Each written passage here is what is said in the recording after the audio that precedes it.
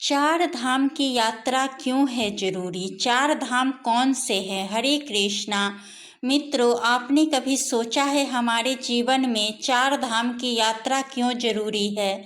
और आखिर चार धाम की यात्रा करने से मोक्ष की प्राप्ति कैसे होती है? तो मित्रों, क्या आप जानते हैं कि असल में चार धाम कौन से हैं? आमतौर पे लोग बद्रीनाथ, केदारनाथ, गंगोत्री और यमुनोत्री को चार धाम मानते हैं, लेकिन असल में सच नहीं है। पुराणों में वर्णित चार धाम कौन से हैं और इन्हें भारत की चार विभिन्न दिशाओं में क्यों स्थापित किया गया है? दोस्तों, इस वीडियो में हम आपको बताएंगे कि चार धाम यात्रा का क्या महत्व है, चार धाम यात्रा करना क्यों जरूरी है और चार धाम यात्रा करने से मोक्ष की प्राप्ति कैसे होती है। कहा जाता है कि इस कथा के श्रवण मात्र से भक्तों की सभी इच्छाएं पूर्ण होती है। इसीलिए वीडियो में भक्ति भाव से अंत तक बने रहें और कमेंट बॉक्स में ओम नमः शिवाय लिखना न भूलें। नमस्कार दोस्तों, आपका स्वागत है। भारतीय धर्म ग्रंथों में बद्रीनाथ, द्वारिका, जगन्नाथ पुरी और रामेश्वरम को चार धाम के रूप में वर्णित किया गया है। पौराणिक कथाओं के अनुसार भगवान विष्णु की उपस्थिति चार धामों में चार अलग अलग रूपों में मानी जाती है। ऐसा कहा जाता है कि रामेश्वरम में भगवान विष्णु स्नान करते हैं, बद्रीनाथ में वे ध्यान करते हैं और पूरी जगन्नाथ धाम में वे भोग का आनंद लेते हैं और द्वारिका में वह विश्राम करते हैं। तो चलिए भक्तों, रामेश्वरम धाम से इस चार धाम की यात्रा शुरू करते हैं। रामेश्वरम एक पवित्र तीर्थ स्थल है जो कि तमिलनाडु के रामनाथपुरम जिले में है। रामेश्वरम मंदिर बंगाल की खाड़ी और अरब सागर के संगम स्थल पर स्थित है। इस मंदिर की स्थापना की कथा सीधे रामायण काल से जुड़ी हुई है। भक्तों, मान्यता है कि जब भगवान राम, लक्ष्मण, हनुमान और समस्त वानर सेना के साथ लंका विजय के लिए प्रस्थान कर रहे थे, तब उन्होंने समुद्र तट पर शिवलिंग स्थापित कर भगवान महादेव की उपासना की। उनकी भक्ति से प्रसन्न होकर भगवान शिव ने उन्हें विजय श्री का आशीर्वाद दिया। आशीर्वाद प्राप्त करने के बाद श्री राम ने भगवान भोलेनाथ से अनुरोध किया कि वह जन कल्याण के लिए सदैव इस शिवलिंग में ज्योतिर्लिंग रूप में विराजमान रहे। उनकी इस भक्तिपूर्ण प्रार्थना को भगवान शिव ने स्वीकार कर लिया और तब से यह पवित्र शिवलिंग रामेश्वरम ज्योतिर्लिंग के रूप में प्रतिष्ठित हुआ। रामेश्वरम मंदिर से जुड़ा एक और महत्वपूर्ण ऐतिहासिक तथ्य सामने आता है। रामायण के अनुसार जब भगवान श्री राम माता सीता के साथ लंका विजय के बाद अयोध्या लौट रहे थे, तब उन्हें ब्रह्म हत्या के पाप का दोष लगने की बात कही गई। इस पाप से मुक्ति पाने के लिए संतों ने श्री राम को भगवान शिव की उपासना करने की सलाह दी, परंतु द्वीप पर कोई शिव मंदिर न होने के कारण भगवान राम ने पवन पुत्र हनुमान को शिवलिंग लाने के लिए भेजा। हनुमान जी प्रभु श्री राम की आज्ञा का पालन करते हुए तुरंत प्रस्थान कर गए, लेकिन वापस लौटने में उन्हें विलंब हो गया। इधर पूजा का मुहूर्त निकला जा रहा था और हनुमान जी के लौटने में देरी हो देखते हुए माता सीता ने समुद्र के किनारे पड़ी रेत से ही एक शिवलिंग का निर्माण कर दिया। यही शिवलिंग बाद में रामनाथ कहलाया। भगवान श्री राम ने इस शिवलिंग की भक्ति के साथ पूजा की और बाद में हनुमान जी द्वारा लाए गए शिवलिंग को भी वहीं प्रतिष्ठित किया गया। इसके अलावा रामेश्वरम मंदिर अपने अद्भुत स्थापत्य और भव्यता के लिए प्रसिद्ध है। इस मंदिर की गलियारा दुनिया का सबसे बड़ा गलियारा माना जाता है। इसके उत्कृष्ट नक्काशी और विशाल स्तंभ इसकी भव्यता को दर्शाते हैं। मंदिर के समीप समुद्र में आज भी प्राचीन पुल के अवशेष देखे जा सकते हैं, जिसे आमतौर पर राम सेतु के नाम से जाना जाता है। यह सेतु श्री राम और उनकी वानर सेना द्वारा लंका जाने के लिए बनाया गया था और इसे हिंदू धर्म के सबसे रहस्यमय और ऐतिहासिक स्थलों में से एक माना जाता है। आइए भक्तों, अब जानते हैं चार धामों में से पवित्र बद्रीनाथ मंदिर के बारे में। बद्रीनाथ मंदिर उत्तराखंड के चमोली जिलों में अलकानंदा नदी के तट पर स्थित एक पवित्र तीर्थ स्थल है जो भगवान विष्णु को समर्पित है।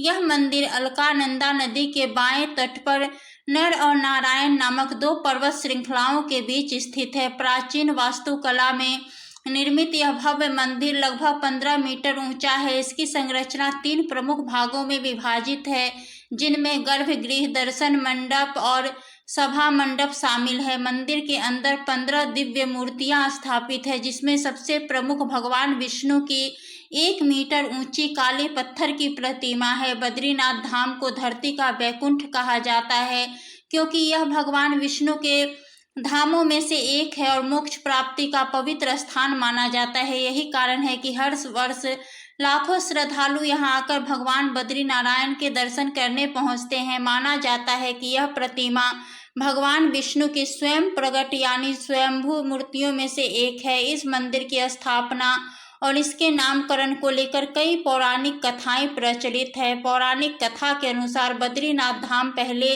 भगवान शिव की तपस्या स्थली थी, लेकिन भगवान विष्णु को अपने ध्यान और योग के लिए एक उपयुक्त स्थान चाहिए था, इसलिए उन्होंने एक छोटे बच्चे का रूप धारण किया और रोना शुरू कर दिया। जब माता पार्वती और भगवान शिव ने बच्चे से रोने का कारण पूछा तो मासूम बालक के रूप में भगवान विष्णु ने केदार भूमि को अपने ध्यान के लिए मांग लिया। एक दूसरी पौराणिक कथा के अनुसार एक बार देवी लक्ष्मी भगवान विष्णु से रूठ गई। उन्हें मनाने के लिए भगवान विष्णु ने इस स्थान पर गहन तपस्या शुरू कर दी। ध्यान में लीन होने के कारण वे कठोर मौसम और प्रतिकूल परिस्थितियों से पूरी तरह अनजान थे। पत्नी धर्म निभाते हुए देवी लक्ष्मी ने बद्री के पेड़ का रूप धारण कर लिया और अपनी शाखाओं से भगवान विष्णु को ढक लिया। देवी लक्ष्मी के इस प्रेम और त्याग से प्रसन्न होकर इस स्थान को बद्रीनाथ नाम दिया गया। बद्रीनाथ धाम को लेकर एक मान्यता यह भी है कि जो भक्त यहाँ दर्शन कर लेता है वह जीवन और मृत्यु के चक्र से मुक्त हो जाता है। इसके अलावा मित्रों, बद्रीनाथ धाम में भगवान शिव को ब्रह्म हत्या के पाप से मुक्ति मिली थी। इसी कारण इस स्थान को ब्रह्म कपाल के नाम से जाना जाता है। ब्रह्म कपाल एक पवित्र ऊंची शिला है, जहाँ पितरों के लिए श्राद्ध तर्पण किया जाता है। मान्यता है कि इस स्थान पर श्राद्ध करने से पितरों को मोक्ष और शांति की प्राप्ति होती है। दोस्तों, अब बात करते हैं 4 धामों में से एक पुरी धाम यानी जगन्नाथपुरी की। जगन्नाथपुरी मंदिर उड़ीसा राज्य के पुरी शहर में स्थित है और हिंदू धर्म के सबसे पवित्र तीर्थ स्थलों में से एक माना जाता है। जगन्नाथ शब्द का अर्थ है जगत के स्वामी और इस मंदिर में मुख्य रूप से 3 देवताओं की पूजा होती है। भगवान जगन्नाथ, उनके बड़े भाई बलभद्र और उनकी बहन सुभद्रा। पुरी मंदिर की सबसे प्रसिद्ध परंपरा यहाँ की रथ यात्रा है, जो हर वर्ष आषाढ़ शुक्ल पक्ष की द्वितीय यानी लगभग जून जुलाई में आयोजित की जाती है। कलयुग में भगवान श्री कृष्ण राजा इंद्रदुम्न के सपने में प्रकट हुए और उन्हें आदेश दिया कि वह पुरी के समुद्र तट पर मिले एक दिव्य पेड़ से उनका विग्रह बनवाएं और इसे मंदिर में प्रतिष्ठित करें। राजा इंद्रदुम्न भगवान की आज्ञा का पालन करते हुए एक कुशल बढ़ाई यानी शिल्पकार की खोज में जुट गए। इसी दौरान उन्हें एक वृद्ध ब्राह्मण मिले, जिन्होंने स्वयं इस विग्रहों को बनाने की इच्छा जताई। हालांकि उस वृद्ध ब्राह्मण ने एक शर्त रखी कि वह विग्रहों को एक बंद कमरे में तैयार करेगा। जब तक मूर्तियां पूर्ण न हो जाए तब तक कोई भी दरवाजा नहीं खोलेगा। यदि किसी ने अंदर झांका या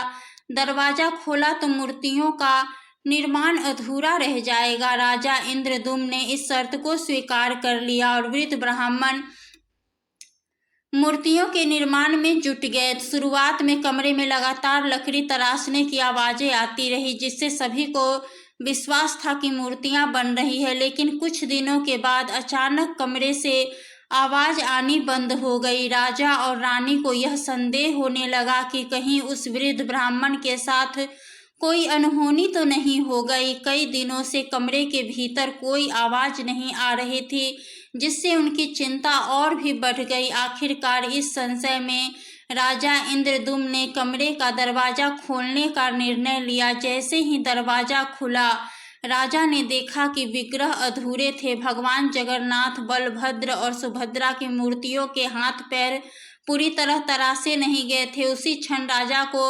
एहसास हुआ कि वह रहस्यमय वृद्ध कोई साधारण बढ़ई नहीं बल्कि स्वयं देव शिल्पकार विश्वकर्मा थे जो भगवान की दिव्य मूर्तियों का निर्माण कर रहे थे, लेकिन उनकी शर्त तोड़ी जाने के कारण वे अधूरी मूर्तियां छोड़कर अंतर्ध्यान हो गए।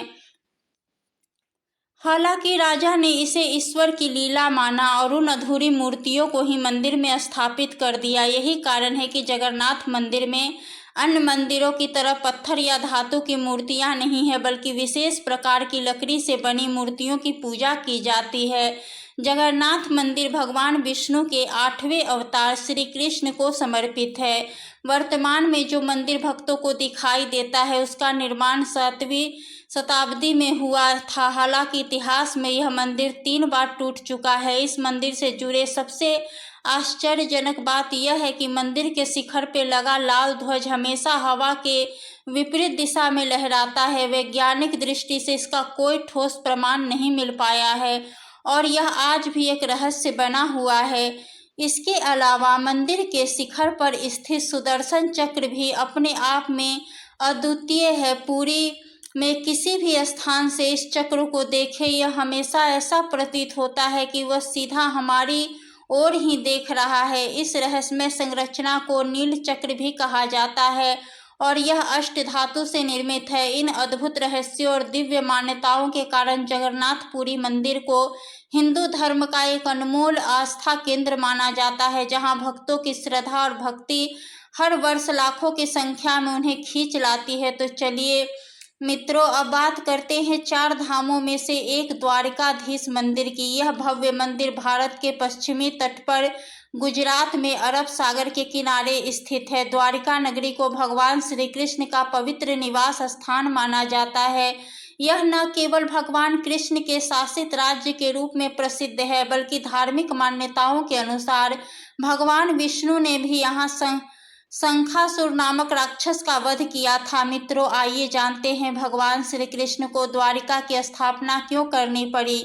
इसके पीछे एक रोचक और ऐतिहासिक कथा छिपी है। जब भगवान श्री कृष्ण ने मथुरा के अत्याचारी राजा कंस का वध किया तो कंस के ससुर मगध राज जरासंध ने इस पर क्रोधित होकर यादव वंश का संहार करने का संकल्प लिया। अपने प्रतिशोध की आग में जलते हुए जरासंध बार बार मथुरा और यादवों पर आक्रमण करता रहा, जिससे नगरवासियों को संकट का सामना करना पड़ा। अंत में यादवों की सुरक्षा और शांति सुनिश्चित करने के लिए श्री कृष्ण ने मथुरा छोड़ने का निर्णय लिया। सभी यादवों के लिए एक संरक्षित और नई नगरी बसाने के उद्देश्य से भगवान कृष्ण ने विश्वकर्मा को द्वारिका नगरी की स्थापना का निर्देश दिया। विश्वकर्मा ने अपने दिव्य वास्तुशिल्प कौशल का प्रयोग करते हुए मात्र एक ही रात में इस भव्य और अभेद्य नगरी का निर्माण पूरा कर दिया। इसके बाद भगवान श्री कृष्ण अपने सभी यादव बंधुओं के साथ द्वारिकापुरी चले गए और वहां से अपना शासन संभाला। उन्होंने द्वारिका नगरी पर पूरे 36 वर्ष तक राज किया। जब श्री कृष्ण ने बैकुंठ प्रस्थान किया तो एक अद्भुत घटना घटी। भगवान की यह स्वर्णिक नगरी स्वतः समुद्र में समा गई और अंत में सिर्फ श्री कृष्ण का मंदिर ही बचा रहा। कहा जाता है कि आज भी द्वारिका नगरी के अवशेष समुद्र के भीतर मौजूद है।